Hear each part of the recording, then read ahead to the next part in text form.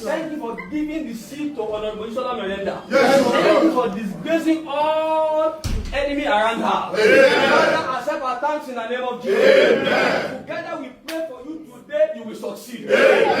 In the name of Jesus. Every force and powers of the enemy are sent to make you to commit an error. They shall die. In the name of Jesus. Any power that cannot attack you but want to attack your family, I decree corner of that side destroyed. In the name of Jesus. Every anger of darkness, every anger of the enemy, every anger of wicked personalities against you, against your office, against your children, against your husband, I command to backfire.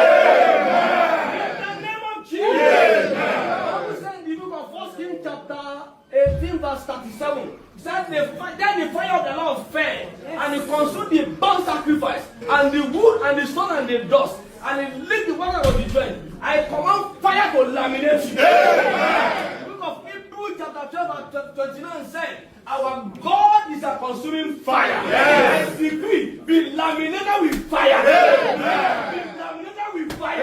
Be laminated with fire. In the name of Jesus. Surround you. I decree fire to surround your office. I decree fire to surround your family. In the name of Jesus. Any power that is going to an evil mission, any power that is going to an evil mission, against you, against your family, in the name of Jesus. Honorable Mojisola Meranda, I speak the word of God into your life, into your office. Whether the enemy likes it or not, you will succeed. The kind of achievement that no speaker has ever recorded. Yes, Lord. The kind of new innovation, new method, new agenda that no speaker has ever attained. The Lord will give it to you.